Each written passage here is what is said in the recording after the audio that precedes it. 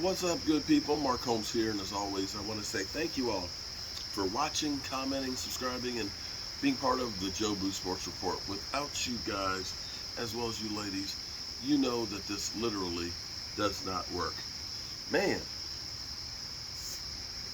it feels like football weather right now. I know this is August 15th. Last week, it was like in the upper 90s, literally roasting my ass off. Right now, it's cold.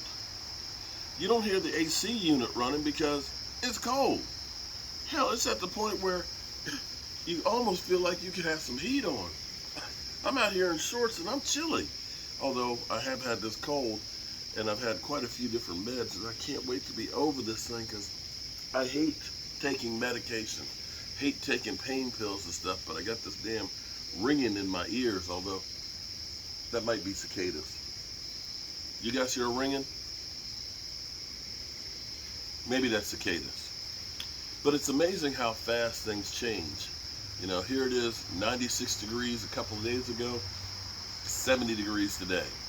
Go figure. I guess the Washington Commanders are happy because they'll be practicing in some cooler temperatures. They'll get kind of an Oxnard feel for at least a day or two, I guess. But it's amazing listening to our fan base. Everybody is going absolutely crazy here. You know, everybody's killing Steve Jones, Jerry Jones, if they don't care about winning. And you know, it feels like a deja vu moment. I'm trying to step back here. You know, you can actually say that, well, you're just changing your opinion. No, I'm trying to actually step back, take a deep breath, without choking on it. Take a deep breath and just say, woosah. Because the exact same things everybody is saying right now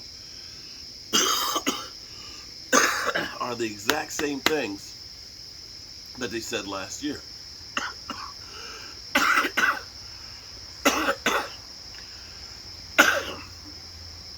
I remember the first preseason game last year. Why do I remember it? Because it was the Hall of Fame game. We took an RV to the Pro Football Hall of Fame, and I watched it. I remember watching it. We lost 16-3. 16-3 to the Pittsburgh Steelers. And I'm like, I'm sorry.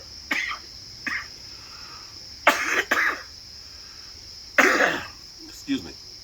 I'm like, we drove 500 miles to see this? And we thought about our defense, which was horrendous the year before, and we said Jerry Jones didn't go out there and get us any great free agents. They don't care about winning. They don't care about winning. We looked at a team like the New York Giants, and everybody was thinking that they're going to do great things. And, you know, they signed Kenny Galladay. You know, that was a big name free agent wide receiver. They wanted him, right? Okay, so they got Kenny Galladay. You know, and right now, Kenny Galladay looks like ass. Looks terrible. Kenny Galladay, they're sitting there looking and saying, we can't get rid of him. It's going to cost us too much money. So they kind of stuck with him for at least another year. And they're looking at it and saying, boy, that was a terrible mistake. But the funny thing is from where we were this time last year with Dak Prescott not being able to throw because his shoulder was thrown out, that D-Law was on the PUP list, that we had a whole bunch of no-name guys that we had no clue about. We didn't know that Micah Parsons was going to be a bad man. For all we know, Sam Williams might become the next bad man on the defense. We didn't know that Diggs was going to turn around and get 11 interceptions. Hell, we didn't know that Jaron Kearse was going to replace Donovan Wilson. We looked at it and said, we hired a bunch of bums and we don't care about winning. We're going to suck. And we did suck in preseason. We were 0-4. And I know we had a whole bunch of penalties here, and everybody's going with that narrative that Mike McCarthy is not trying to do anything. And I can say, when I was there at training camp, they had officials there that were throwing flags. And not only throwing the flags, they were explaining to the players what you did wrong. I don't think that necessarily it is going to be that they're not addressing it. Unfortunately, I think the Cowboys are stuck being known as a team that gets a lot of penalties, and you're not going to get the benefit of the doubt. But I have a feeling that that's going to ease down some. The funny thing is I was looking, because my guys had got me thinking about Mike McCarthy, his first couple of years with Green Bay. They were the most penalized team over the course of like the first 3 years there. But after those 3 years, the penalty numbers went down. But here's the thing that was interesting. Years that he was only like, 25th and 26th, it was like 85, 90 penalties. We had 121 last year. So what we're talking about is like 2 penalties more a game. 2 penalties more a game takes you from late in the 20s to number 1. It's not that far off. It's really not that big of a difference. And we are focusing in on every single one of those. But I will say this much. If Tyler Smith is going to be kicking guys' ass and getting a call, I'd rather have that than having a guy getting beat and holding on for dear life. There's a big difference between the two. And give it some time. The talking heads always have their whole narrative about this, that, and the other. And it's funny listening to all the trolls and the Dak Prescott haters and things. He's a garbage quarterback. Well, I tell you what. I need to double check and look at it. But do you know how many quarterbacks have thrown 37 or more touchdown passes in a season? I think it's only 19 in the history of football. And last I checked, you weren't seeing like the Heinekes or the Ryan Fitzpatricks on those lists.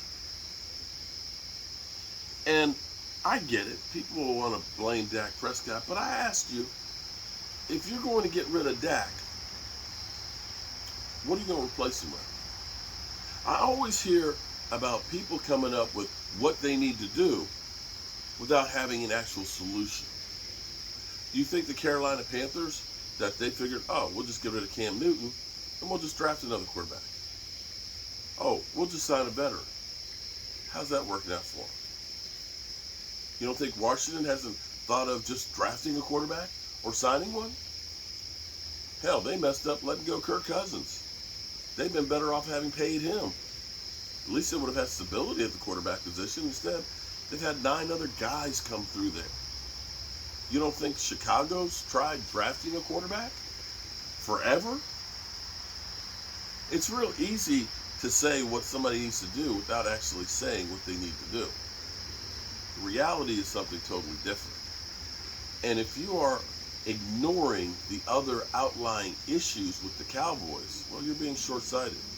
Because the reality is, if you get rid of that quarterback and just say, let's just draft somebody else, I guarantee you, the team is going to go downhill. Definitely going to go downhill from what you have right now. But then again, people accuse me, you just love Dak Prescott. You a Dak lover. Okay, whatever. So be it. I believe in that guy. Stand-up guy in the community, a guy who's been there, a guy who literally was on one leg playing last year and gave it his all. Yeah, I'm going to stand behind somebody like that, or stand beside, or stand in front of, because I believe in that person. But anyway, you guys that hate, keep on hating. I always end this with, tell the people that you love them, because you might not get the chance again. I'm going to also add to this. Time is the most precious commodity in the world. You can't trade it. You can't sell it. You can't buy it. You can't get no more of it. And when it's gone, it's gone. So stop wasting your time with petty, stupid bullshit. And stop hating each other. You are wasting your time. Something you have so little of. What I'm trying to do with my time, I'm trying to leave my mark on the world and try and do everything I can to help others with my time. And being positive with my time. God willing, God will give me some more time, and I'll be here with you in the morning. Peace.